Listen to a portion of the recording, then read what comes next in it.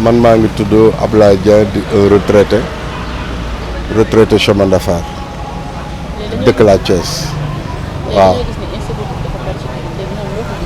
waaw insécurité bi moom wax dëgg yàlla dafa grave parce que lamp yi lamp yi tàkkatul tàkk bu leer da ngay dem ci benn koñ goo xam ne bi c'est très sombre nga bëgg fa dem doo mën a dem booleeg borom jakarta yi nga xam ne ñii nga ay bandi lañu am na ñoo xam ne ñi dañuy liggéey am ci ñoo xam ne ñi ñoom dañuy këf alalu jàmbur loolu nag c'est loolu nag moom parce que lan moo ko waral insécurité bu metti amatul lumière amatul sécurité les agents de police ne font plus leur travail comme il le faut alors que bon nit ki bu fekkee ne dematul am ba am insécurité moom la surtout les jeunes les jeunes n'ont pas de travail ils n'ont rien à faire da nga ciy gis koo xam ne kii day jàng booy bëgg a dee alors du am liggéey du am dara lu mu terale ay waa këram amu ko lu mu terale njabootam amu ko kon donc insécurité bi dañ cee war a particulièrement c'est le gouvernement qui doit s'en charger c'est le gouvernement surtout les maires de Thiès moom def fa dara wax dëgg yàlla qu'on se dise la vérité def fa dara amul lampe amul dara tout est sombre waaw nit ñi dañoo sonn nañu parce que aussi tamit li ñu waroon def ci réew mi defuñu ko fa li ñu waroon def Thiès defuñu ko fa nous les retraités moitié salaire la ñuy am kon mënuñoo dundal parce que ñun ba léegi dañu retraité la mais duñu ay retraité parce que ñu yor kër yi kon xale yu ndaw yi nga xam dañoo bëgg a tekki amuñu bu ñu yàggee dañuy sàcc te so loolu c'est très dangereux. c'est très dangereux waaw loolu li ko waral lépp loolu la rek insécurité bi li ko waral mooy amatul nit ñi dañoo amatul lu ñu def parce que da ngay def dans les temps nga jël sa doom mun nga nekk dans ci di liggéey ci usine wala kii nga jël sa doom yóbbu fa muy liggéey mais loolu amatul yow yaa yore sa doom yor say jabar yor leen ba à l'heure ba kañ bu yàggee moom bu fekkente ni ba ñu rus la danaa ne man de li may def nii nagal mën a dem defi leneen bu gisee lu mu sàcc wala lu mu kii da koy daal di ronal yóbbu c'est sûr. léegi loolu ban solution bi mooy nañ defaraat nit ñi defaraat xol yi defaraat nit ñi ci seen bopp ñoom la ñu war a defaraat xam nga defar bi mooy lan ku nekk place ba mu nekk nga jox ko fa gëddaam ñu yor seen gëdd ku am sa gëdd ku am li nga war a def nga dem def ko bon ñun ñuy toog fii ci place de France bi ñun dañoo liggéey ba retraité amuñu leneen lu ñu def ak ku ci nekk yaa ngi sa métier mais amoo foo ko feneen foo ko xanaa sa buntu kër ngay defar sa mbaar su ndaw di ci koccal yenn saa nga fa ci 10 francs yenn saa nga fa ci 15 francs. lan ngay ñaax autorité yi li ma leen di ñaax mooy nañ jox jeunes yi ñu liggéey nan bàyyi jeunes yi ñu liggéey bu jeunes yi bu ñu liggéeyee rek insécurité bi jeex loolu c'est sûr parce que nit ki doomu gor am na yoo xam ni du ko def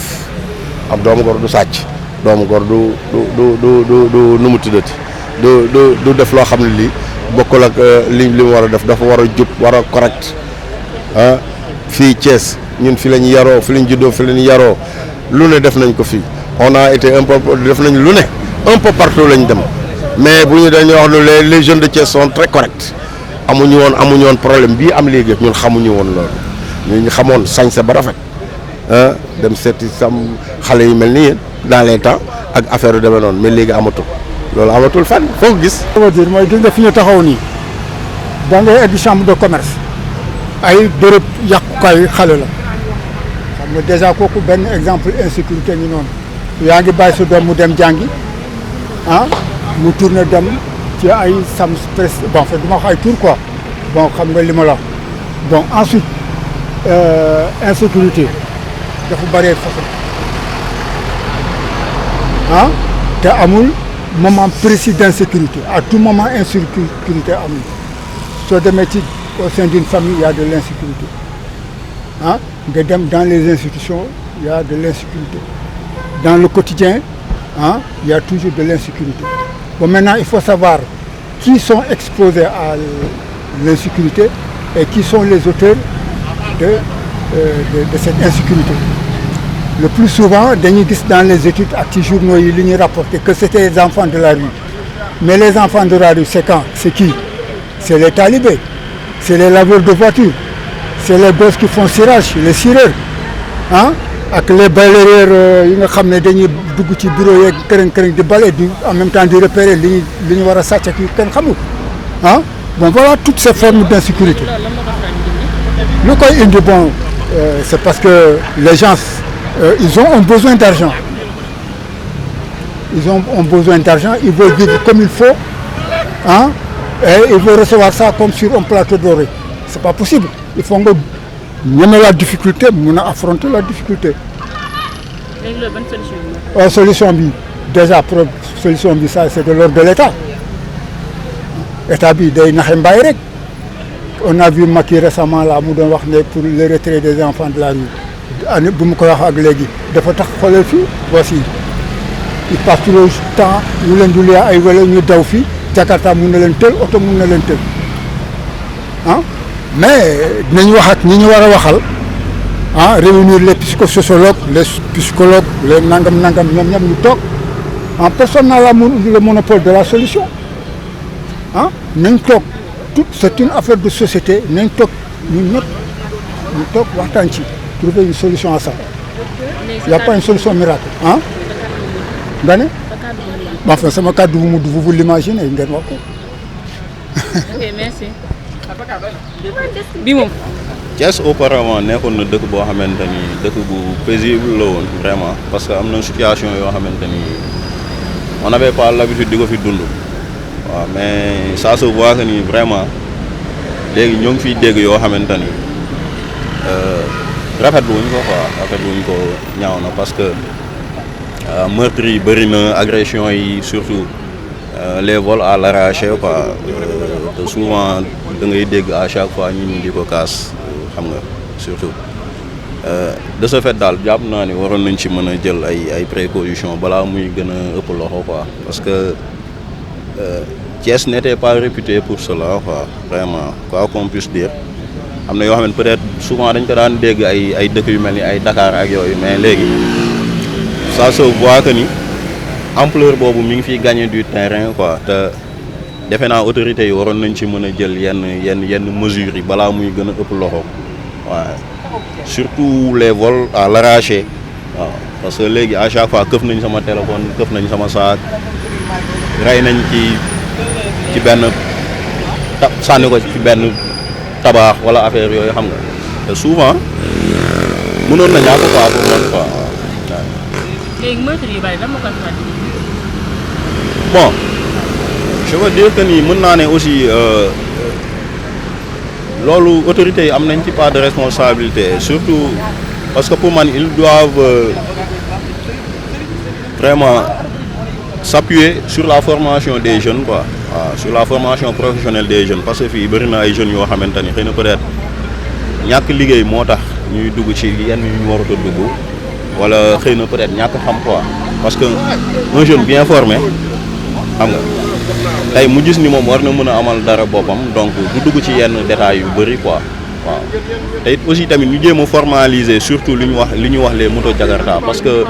léegi ñu bëri ñoo koy yor n'importe qui moo koy yor te souvent tu vois que ni ay jeunes yoo xamante ni foofu du seen wàllu quoi en fait amoon nañ beneen métier bu ñu waroon mën a defe ji wala ñu jàngi ji mais xëy na peut-être comme lii lu gaaw a maye xaalis la dañ ciy dugg am na ci ñu ci nekk nag ñoo xamante ni ñu ngi ciy bay seen waar bu baax correct responsable yi ci liggéey bu baax mais bëri na si aussi ñoo xamante ni bon ñaawteef moo leen ci dugal te malheureusement dañuy yàq métier boobu quoi te dañuy yàq image boobu waaw te it image yu Thiès da ciy yàquwaale quoi. waaw solution bi mooy bon autorités yi nañ jël seen i mesures quoi jël assumer seen i responsabilités en fait parce que xëy na peut-être dëgg la du ma ne surtout côté sécurité police deful liggéeyam ak yooyu mais nañ améliorer nañ yokk effectif bi surtout def ay patrouilles parce que nit ñi xëy na peut-être bu ñu leen di gis souvent. sur le terrain dina dissuader borom defkatu ñaawteef yu bëri ñu éviter di def yenn ñaawteef yi parce que defe naa ñoom loolu rek la ñuy xaar ci ñoom autorités yi loolu rek la ñuy xaar ci ñoom surtout élection municipale yi mi ngi waaj a jóg nous savons tous que ni defkatu ñaawteef yu bëri dañ ciy profité waale di ci jug di ci def naka su dul noonu donc te ñoom ñoo war a assurer sunu sécurité donc tey defe naa ñoom ci loolu rek lañ leen di xaar souvent nag da ngay gis ni ku ci bëgg ñu fal di nga dige lu ne di nga wax lu ne mais après par la suite ñu bàyyi population bi à leur propre sort te buñ fàtte ni ñun ñoo leen fi teg